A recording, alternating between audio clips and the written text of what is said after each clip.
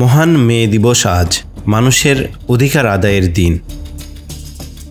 1886 সালের এই দিনে যুক্তরাষ্ট্রের শিকাগো শহরের হে মার্কেটের শ্রমিকরা শ্রমের উপযুক্ত মূল্য ও দৈনিক 8 ঘন্টা কাজের দাবিতে আন্দোলনে নামেন। আন্দোলনরত শ্রমিকদের ওপর গুলি চালায় পুলিশ। এতে অন্তত 10 শ্রমিক প্রাণ হারান। আন্দোলন ছড়িয়ে পড়ে সারা পৃথিবীতে। আদায় হয় শ্রমিকের অধিকার। পৃথিবীর অন্যান্য দেশের সঙ্গে বাংলাদেশেও পালিত হয় মহান মে দিবস। শ্রমিক মালিক ঐক্য গড়ি, স্মার্ট বাংলাদেশ গড়ে তুলি, এই প্রতিপাদ্যকে সামনে নিয়ে পালিত হচ্ছে এবারের শ্রম দিবস 2024। দিনরাত পরিশ্রম করেও এখনও অনেক শ্রমিক তার ন্যায্য মজুরি পায় না। এমন অহরহ ঘটনা ঘটছে আমাদের আশপাশে।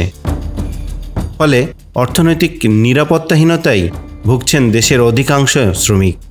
21 শতকের এই আধুনিক সভ্যতায় এসেও কেন পাচ্ছেন না শ্রমিক তার ন্যায্য অধিকার? দুইটা বাচ্চা লেখাপড়া আছে, একটা সংসার অনেক খরচাপাতি দিয়ে তো মনে করেন যে বেতন পায় 700 টাকা, এত তার চলে না।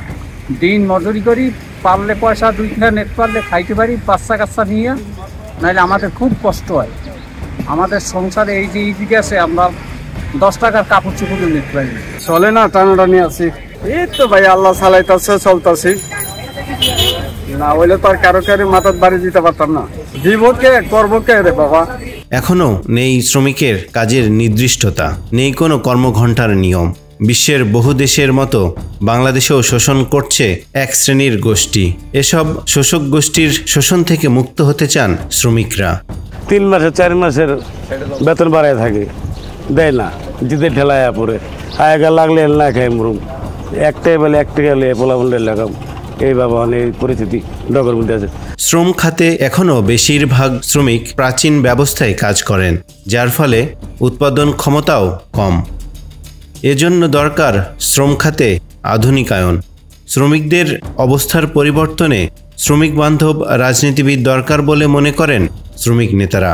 শ্রমিক নেতার থেকে যদি রাজনীতিবিদ হয় অথবা সরকারের মন্ত্রী হয়, এক্ষেত্রে আমার মনে হয় এটা ভালো হবে।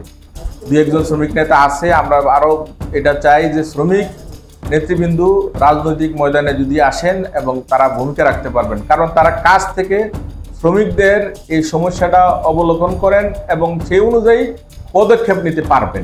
বিশ্বে মূলত 2 ধরনের শ্রমিকরা কাজ করে থাকেন, আনুষ্ঠানিক ও অনানুষ্ঠানিক। কিন্তু বেশিরভাগ শ্রমিকই অনানুষ্ঠানিক খাতে তাদের শ্রম দিয়ে থাকেন, সেজন্য পান না তাদের ন্যায্য মজুরি। শ্রমিকের ন্যায্য অধিকার ফিরে পাক আধুনিক ব্যবস্থায়, এমনটিই চাওয়া সবার। মিরাজুল ইসলাম, আমাদের সময়।